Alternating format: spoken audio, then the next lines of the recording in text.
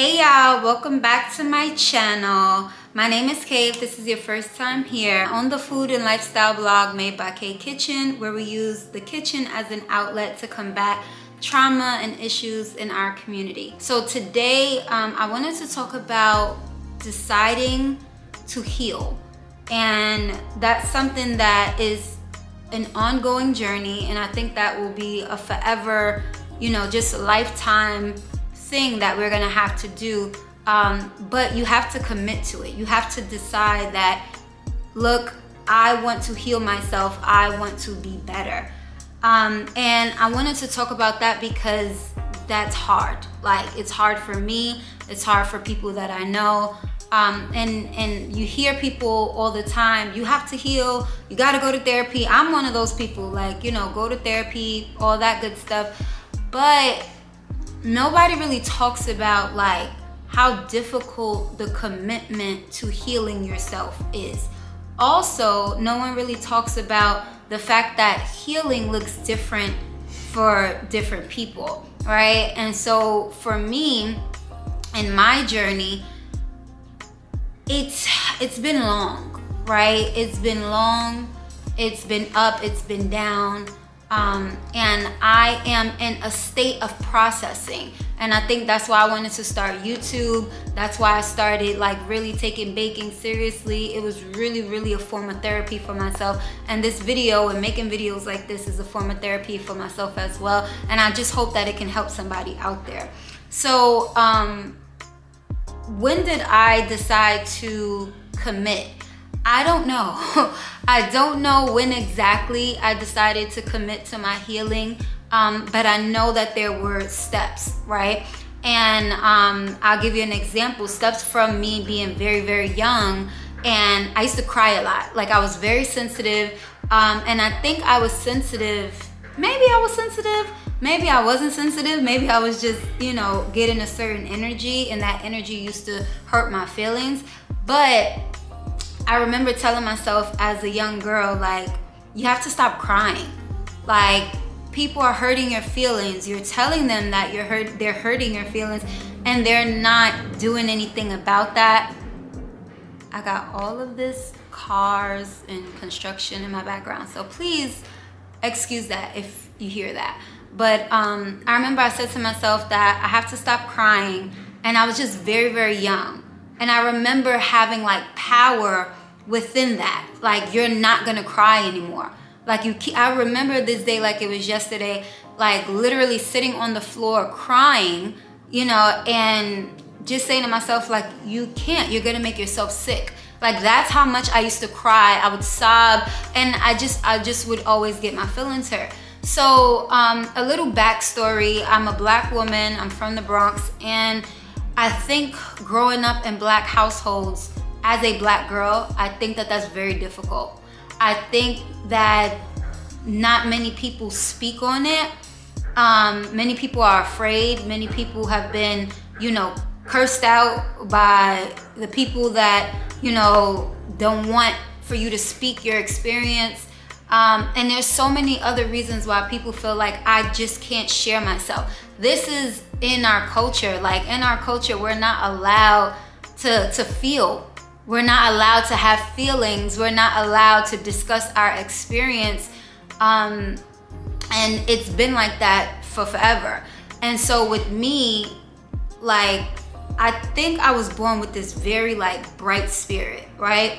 I think I was born with this like energy to want to help people and want to love on people and want to just be around people and liked by people and understood by people. And from a very early age, that did not happen. Like, literally starting in the home first, right?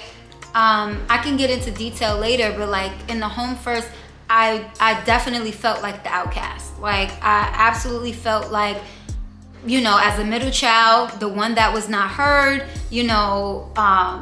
everybody had their favorites, and I was my sister's favorite, my biggest sister.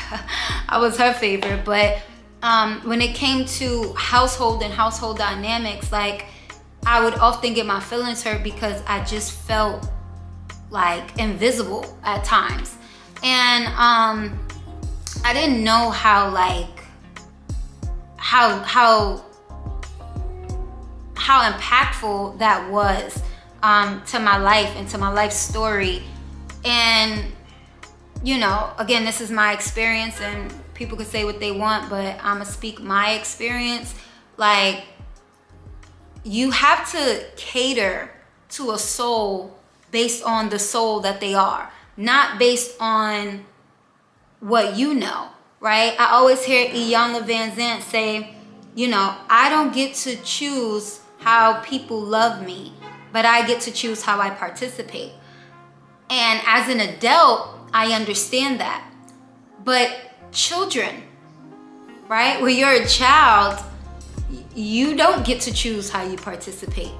You participate by default, right? And I think that's why so many people have so much trauma, because people don't listen to kids. They don't listen to kids. They don't pay attention to kids, especially in the Black household. It's like, do what the fuck I say.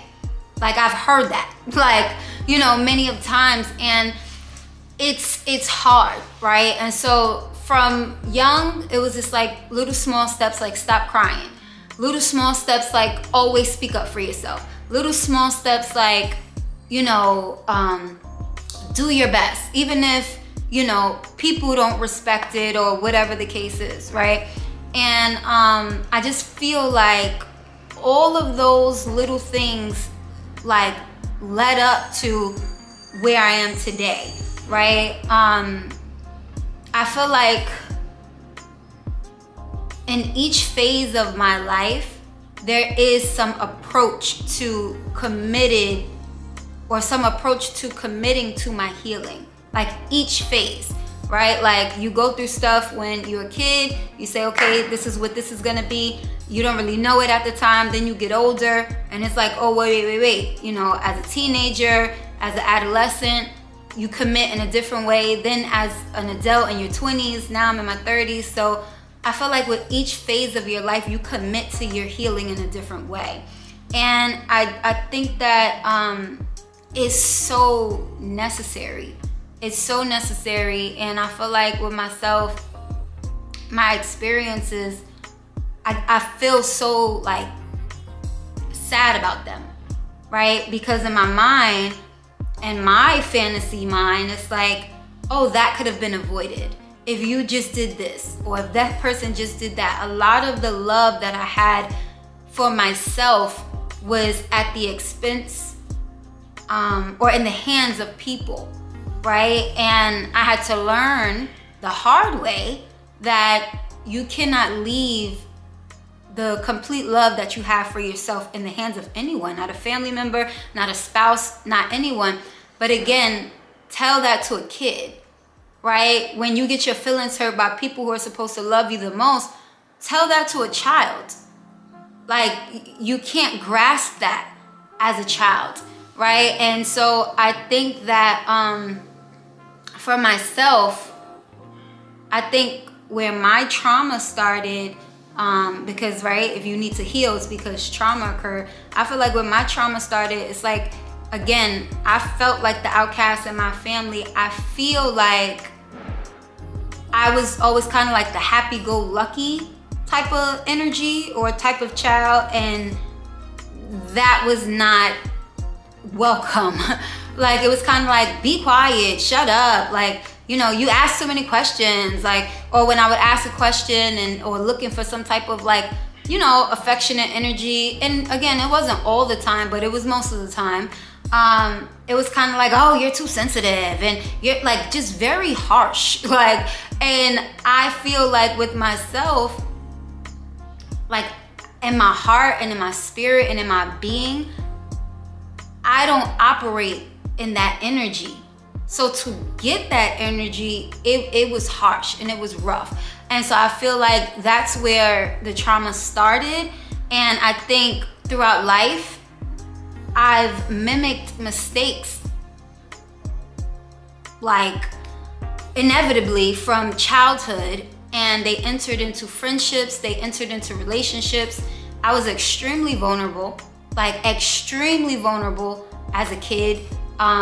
When you don't have the affection, the emotional affection being poured into you, like consistently, right? And you see more negative, harsh energy than you do positive energy, your soul is open, because now it's like you're searching for that, right? And so I became very vulnerable as a young girl, trying to be friends with people that I knew for whatever reason didn't like me, didn't want to be around me. I had a little group of friends from when I was small that they were mean as fuck. Like, they were bullies. You know what I'm saying? They were bullies. They said nasty things. Not only just the kids, like the adults as well. Being in dance groups and being singled out because I was overweight, you know, and just me always looking for love, like, and affection. And, you know, and it was just like, okay, remember that commitment to healing. After a while, like, I wake up, and this is throughout my life. I always wake up, right? So after a while, I woke up like, they don't like you. There's something in your energy that's not meshing with them. So, you know, release yourself. So as I got older, I went into high school, and it was a different experience approaching, you know, the friendships and stuff that I had in high school. And I was a little bit, I was welcomed a little bit differently. But I also realized that, like, that vulnerability allowed for certain energy and certain disrespect that, you know, I wouldn't tolerate now, right? Like, if I was to get into a new friendship, I wouldn't tolerate that stuff now. But, like, because I was so thirsty for affection and just genuine, like, you know, reciprocating energy, like, and it's so simple. To me, it sounds so simple, but it's literally the most difficult thing, you know, to receive these days, right? That give and take, and that healthy, balanced energy, and that pouring into you and pouring back into me, like, it's so hard. So I was very vulnerable in high school as well. And of course, high school is your learning years, growing pains, and all that good stuff. But again, you had to commit to your healing, commit to your boundaries, right? And that was tough, like, throughout high school, because like, a lot of people are not used to boundaries, and sometimes your boundaries could look like abandonment to others. Sometimes your boundaries could look like disrespect to others, whether it be your friends or your family. People don't respect your feelings, or they feel like, I'm not doing nothing to you, I'm not doing anything wrong, I'm not hurting you. Like, this is not my definition of disrespect or hurt or pain, you know? And so it's like they couldn't see, or didn't want to see, like, or validate how I felt. So again, it's like being on that kind of like that chopping block of vulnerability, you know? And I am literally coming from broken pieces and broken parts and incomplete pieces and incomplete parts, looking to, you know, whoever I get in front of to receive those parts, if that makes sense. And to this day, again, I'm 31, to this day, you know, those experiences haunt me, right? For many reasons. And again, I'll go over that in the future in more detail, but like, those experiences haunt me because it's like you start to question yourself. Should I have done something differently? Could I have done something differently? You know, and then you begin to realize that people are living within their own trauma. And everybody, Black, from the Bronx, like, everybody is going through some emotional or psychological trauma. And it's like people couldn't even be good to me if I wanted them to be. You know, like it's about capacity. Are they capable of being good to you? But again, my young brain, I didn't understand that. The way that I believe is like, if I can be positive with you and I can show you love, and again, I'm not perfect. I'm sure, you know, people can say that I did things that made them hurt, you know. But again, in my experience, it's like, well, if I'm being a good person to you, why is it so difficult for you to be a good person back to me? You know, and just that energy, like, kind of carried into relationships as well. you know, being traumatized by an unhealthy relationship. And it's just like, I don't know if you guys like have felt this way before, but it's like, damn, like situation after situation after situation after situation, unhealthy, unhealthy, unhealthy, unhealthy.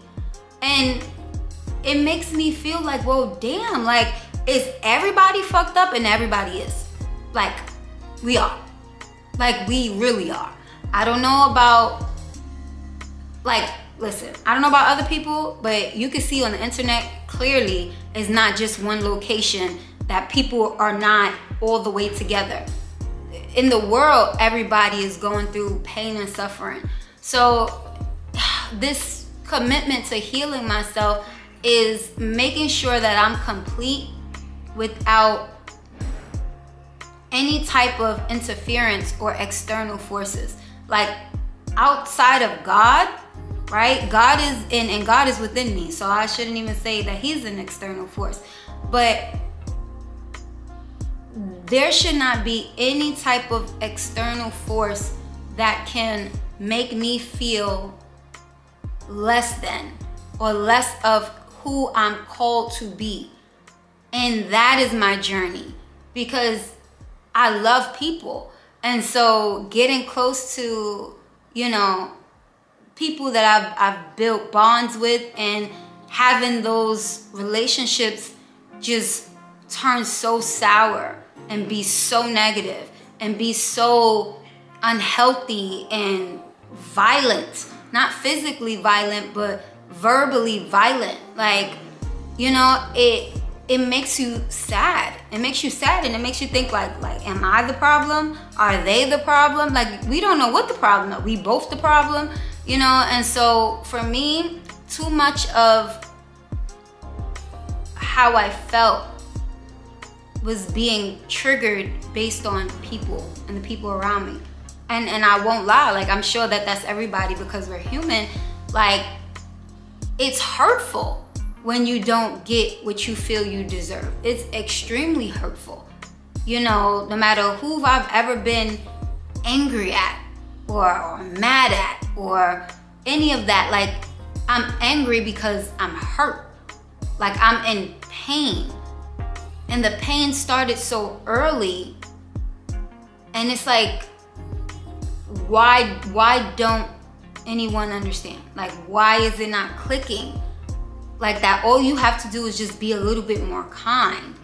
But like I said, I'm on my healing journey and I'm figuring it out. I'm processing. It's hard. Like, committing to your healing is hard as hell. And it's gonna look so many ways for myself. It's gonna look like self-care, right? It's gonna look like accomplishing my goals. My healing will look like building healthy relationships. But I'm not gonna lie, I have PTSD from people.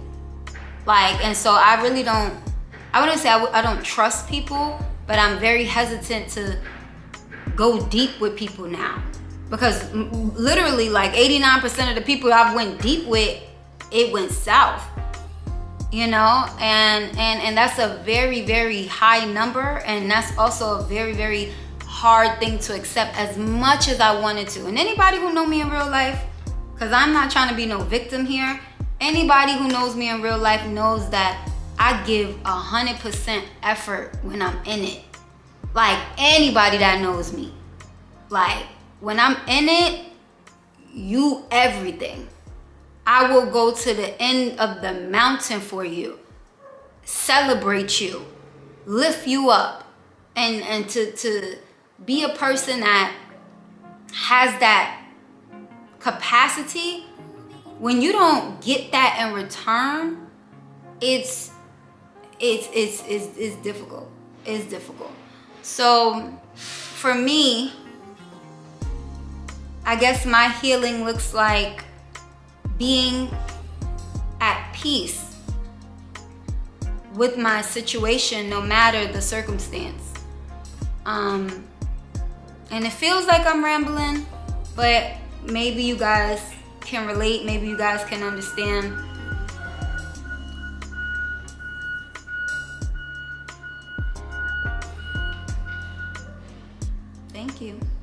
maybe you guys can relate. Maybe you guys can understand that pain is real, and it takes a very courageous person.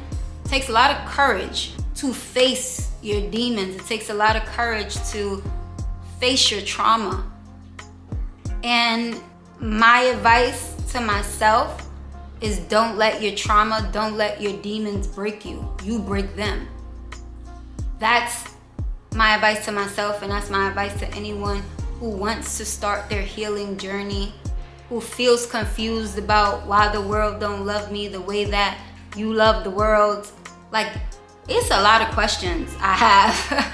There's a lot of questions I have, and I'm in couples therapy right now. And I'm going to, I've been searching and looking around for a therapist for myself as well. I have like a spirit coach who I have to check back in with her. And then I also have like a coach for my business and stuff, and I have to check back in with them.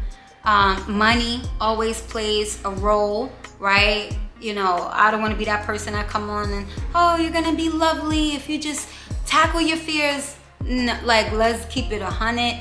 Everybody trying to get paid. The therapist, the spirit coach, the motivational coach, and I'm not mad at them. Like, you gotta eat, right? So money plays a part. So if you are going to go prepared, go to work, make some money from your business, your savings, whatever it takes to invest into your mental health, to invest into your health and wellness, period. It's necessary, it's required, because when you don't take control of your demons, they pop up when you don't want them to. So you gotta slay them motherfuckers. You know what I'm saying? You gotta slay them, because they tend, that energy, that negative energy tends to creep, you know, at the wrong times. That negative energy allows you to make poor decisions, allows you to connect to people that maybe don't serve you or you don't serve them. And I just be feeling like, damn, like so much has happened. Like, I wish this was different, I wish this was different, but we can't focus on the past. We have to move forward. And I'm here, and I'm healing, and I'm still processing. Anyone that is in my life that I've had any type of disconnect with, I'm okay with healing, but I also have to be honest about my experience.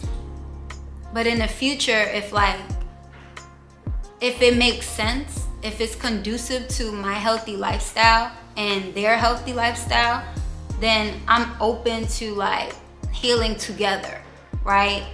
But I feel like right now I'm in a space where I'm just disconnected from anything that does not serve the best version of me, the healthiest, happiest, whole version of me. I have to, as hard as it's been, Lord knows, it's so hard to disconnect from people that you love so much, but it's just, we can't get it right. Like, it be your family, it be your friends, your best friends, like spouses, like, you know. And I thank God that like me and my fiance now, we're healing together, you know, and that wasn't easy, right? But I feel like I'm in it because he has committed to his healing and our healing together. So that means something to me. That means don't disconnect. That means don't walk away. Like, don't take abuse either. And abuse doesn't mean physically, it means anything done in excess. A therapist told me years ago, all abuse is anything done in excess. So if your feelings are getting hurt in excess, that's abuse. You know, it could be physical, it could be whatever. You don't have to take abuse from anyone. But if a person is working on themselves, right? And they're not abusive, they're not physically abusive, they're not verbally abusive, they have their flaws and it interferes with your relationship, but if it's healthy, if it's genuinely healthy, it's worth healing together. And I think that goes for any type of relationship, a parent relationship, a friendship, you know, a sibling relationship, a cousin relationship, niece, nephew, whoever. You cannot be abused in the process. You are nobody's punching bag. I refuse. I've been in that seat so much. I've been in that seat so many times where I had to be more mindful of someone else's pain than my own. And I've allowed myself to be beat down by words, by comments, from people that I love so deeply. And I do understand pain, but what I understand most is that when it's you and me, I'm always gonna choose to be there for me first. That was a big mistake. Putting my pain to the side to be understanding to people's pain. Big mistake. Because you show people that, oh, I could treat her like this and she's still going to stay. You can't do that anymore. You have to put yourself first. Like, why would you want to be around people? And again, it's that Stockholm syndrome, it's psychological, it's vulnerability, it's so many things, but we'll continue to talk about it. I'll continue to, you know, do my fun foodie stuff.